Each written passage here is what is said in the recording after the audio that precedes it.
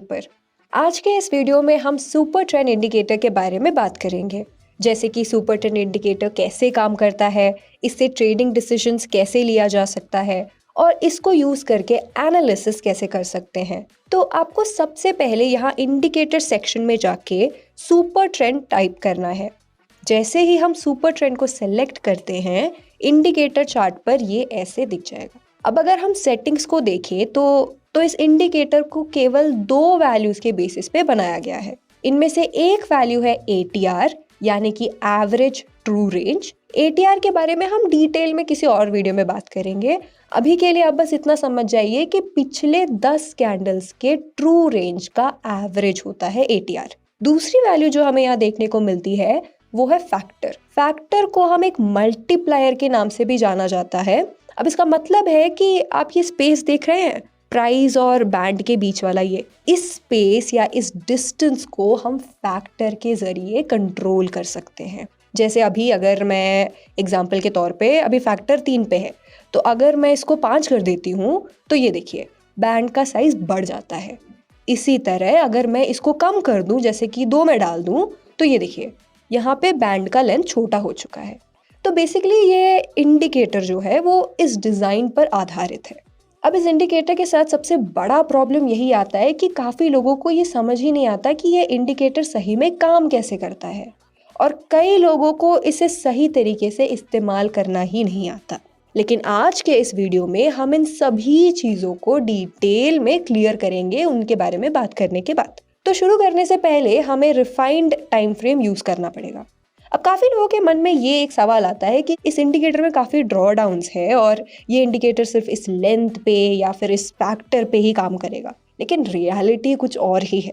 पर आप फिक्र मत कीजिए, क्योंकि इस वीडियो के एंड तक आपको पता चल जाएगा कि इसे सही तरीके से कैसे यूज़ किया जाता है। तो चलिए शुरू करते हैं। तो अभी मैं मंथली टाइम फ्रेम पर हूँ।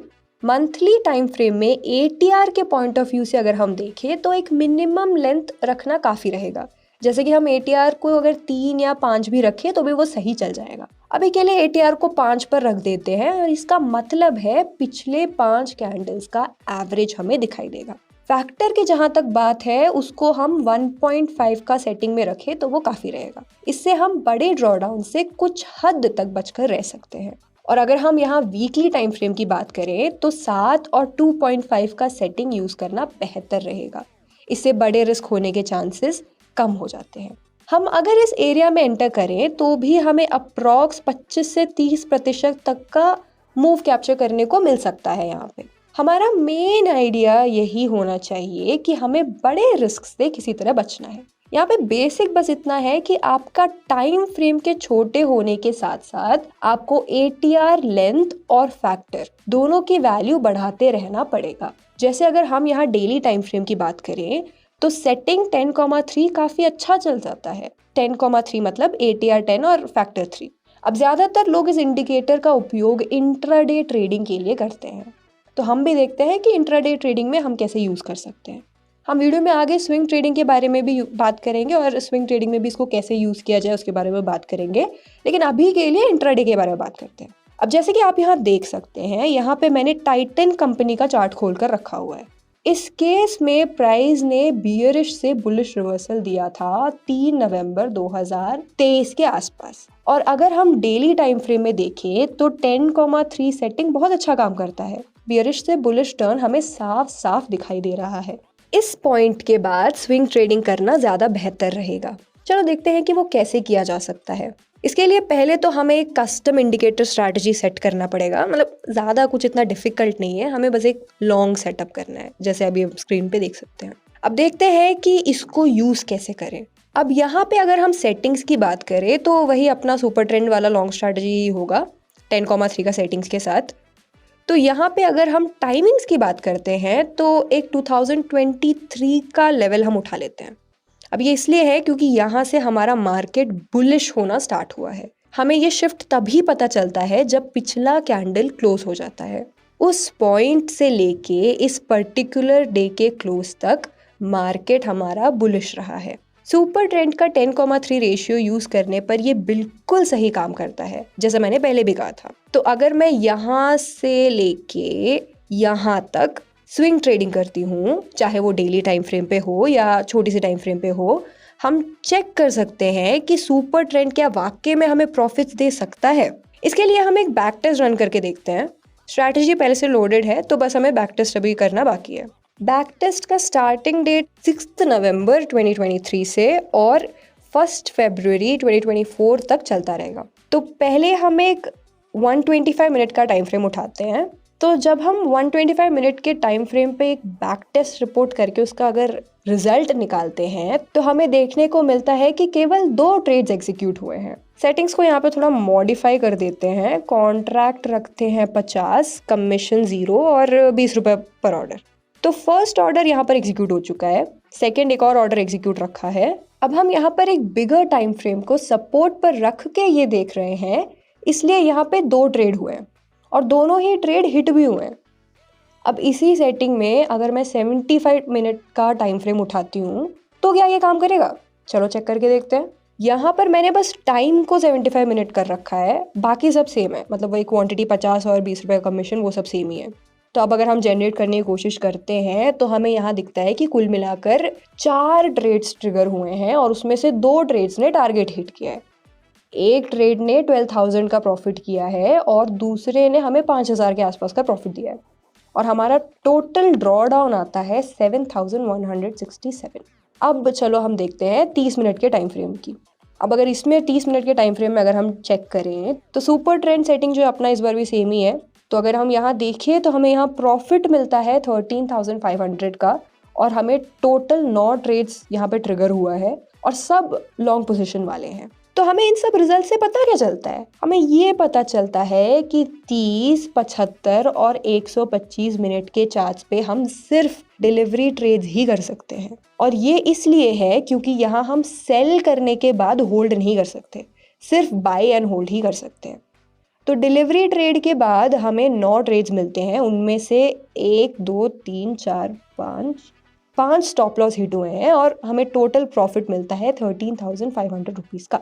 अब हम बात करते हैं 15 मिनट के टाइम फ्रेम की। यहाँ पे आपको अगर आप ध्यान से देखिए तो काफ़ी विपसॉस नज़र में आएंगे। यहाँ पे ये रहा एक विपसॉ, फिर यहाँ पर भी एक है, लेकिन ये वाला प्रॉफिटेबल है, फिर यहाँ और ये भी प्रॉफिटेबल है। कहीं कहीं मुझे लॉसेस भी नज़र आ रहे हैं, ये भी कुछ विपसॉस नज़र आ रहे हैं। पर फिर भी हमारा इम्पॉर्टेंट सवाल ये बनता है कि इन विपसॉस के साथ भी क्या ये 15 मिनट के टाइम फ्रेम पर काम कर पाएगा? हाँ, ज़रूर कर पाएगा। ये देखिए, हमें यहाँ पे 16 ट्रेड्स मिले हैं और ड्रॉ डाउन है हमारा 6,427। यहाँ पे 1, 2, 3, 4, 5, 6, 7, 8, 9, तो कुल मिलाकर 9 लॉसेस भी हुए हैं। प्रॉफिट रेशियो 56% के आसपास है। ओवरऑल हमारा ड्रॉ डाउन भी 6,427 ही है, जो कि काफ़ी कम है। अब हम टाइम फ्रेम को थोड़ा और कम कर देते हैं, इसको 5 मिनट पे लेकर आ जाते हैं। 6 नवंबर 2023 से 1 फरवरी 2024 तक कुल मिलाकर 56 ट्रेड्स हुए हैं, लेकिन ड्रॉ डाउन्स भी काफ़ी ज़्यादा है। तो अगर हम इंट्राडे ट्रेडिंग करना चाहें तो वैसे अभी तक हम स्विंग ट्रेडिंग देख रहे थे, तो अगर आपको अभी इंट्राडे में शिफ्ट होना है तो उसके लिए हम ऐसा करते हैं, एक दूसरा टाइमलाइन उठा लेते हैं। यहाँ पे मैं अभी 125 मिनट का टाइम फ्रेम उठा लेती हूँ। तो 19 नवंबर 2024 को मार्केट बुलिश था, लेकिन उस दिन के बाद मार्केट बियरिश हो गया। 19 नवंबर से 19 दिसंबर के बीच 125 मिनट के टाइम फ्रेम पर सुपर ट्रेंड 10,3 के सेटिंग के साथ हमारा प्राइस जो था वो अप ट्रेंड में ही था। तो अगर हम इस पीरियड में इंट्राडे करना चाहें तो यही सेम सिस्टम आप 15 या फिर 5 मिनट पे अगर डाल के करेंगे तो आपको ज़्यादा प्रॉफिटेबिलिटी मिलेगा। 5 मिनट में ट्राई करना चाहे तो आप कर सकते हैं। वैसे अभी हम एक बार ट्राई करके देख लेते हैं। हमारी स्ट्रैटेजी यहाँ पे लोडेड है। डेट्स को हम वही 19 नवंबर से 19 दिसंबर तक ही रखते हैं। क्वांटिटी 50 रखा हुआ है। तो अब इस 15 मिनट के टाइम फ्रेम में अगर आप देखें, अभी यहाँ 15 मिनट का देख लीजिए, तो अगर यहाँ पे 15 मिनट का देखें तो टोटल 5 ट्रेड्स ट्रिगर हुए हैं। यहाँ पे मैंने लॉन्ग के साइड की बात कर रही हूँ, शॉर्ट नहीं है। तो इन 5 ट्रेड्स में से सिर्फ एक ही लॉस हुआ है। ड्रॉ डाउन 2,437 है और हमारा टोटल प्रॉफिट 13,402 आया है। ये हुआ हमारे 15 मिनट का रिजल्ट। अब देखते हैं कि 5 मिनट के टाइम फ्रेम पे क्या होता है। तो प्रॉफिट यहाँ पे हमें 6,842 देखने को मिलता है और ड्रॉ डाउन हमें 6057 रुपीज़ देखने को मिलता है। यहाँ अब अगर हम सेटिंग्स एक बार खोल कर देखते हैं तो 10,3 ही यूज़ हो रहा है, जो हमारे डेली टाइम फ्रेम के लिए अच्छा है। लेकिन 15 मिनट के टाइम फ्रेम के लिए कुछ ज़्यादा ही फ्लक्चुएशंस होने की वजह से मुझे यहाँ पे ATR का लेंथ थोड़ा चेंज करना पड़ेगा, तो मैं उसको 15 से 5 कर देती हूँ।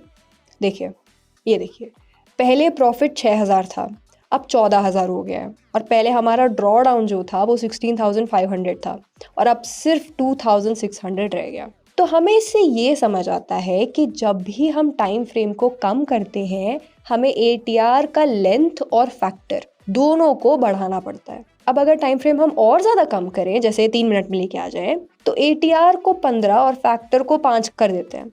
तो टोटल हमारे 12 ट्रेड्स हुए हैं, सभी में हमारा 50 की क्वांटिटी रहा है और सबका एक महीने की ड्यूरेशन है। एक्यूरेसी 50% है और 1 2 3 4 5 6 7 तो 6 से 7 लॉसेस हुए हैं यहाँ पे। और हमारा जो टोटल प्रॉफिट है वो 12,000 के आसपास है। 1 मिनट के टाइम फ्रेम में प्रॉफिट सिर्फ हमें 860 मिला है। अब ये इसलिए हुआ क्योंकि हमने ATR और फैक्टर दोनों को टाइम फ्रेम कम होने के हिसाब से नहीं बढ़ाया। तो अगर हम अब ATR को 25 और फैक्टर को 8 कर देते हैं, तो अब आप देख सकते हैं कि हमारा प्रॉफिट 800 से 8,000 हो चुका है और 18 ट्रेड्स ट्रिगर हुए हैं। अब अगर सेकंड्स में भी अगर हम देखें तो हमारा प्रॉफिट जो है वो करीब करीब 965 के आसपास है और 47 ट्रेड्स हमें यहाँ पे देखने को मिल रहे हैं। अगर ATR को हम 125 और फैक्टर को 25 ही कर देते हैं तो हमें 5 ट्रेड्स मिलते हैं। ड्रॉडाउन 1585 है और प्रॉबिलिटी 80% तक आ जाता है। मुझे उम्मीद है कि इस पॉइंट तक तो आपको सुपर ट्रेंड का एक बेसिक आइडिया तो मिल ही गया होगा। देखो, सिंपल सा लॉजिक है, जैसे जैसे आपका टाइम फ्रेम छोटा होता जाएगा वैसे वैसे ATR का लेंथ और फैक्टर दोनों को बढ़ाते रहना है। That's it.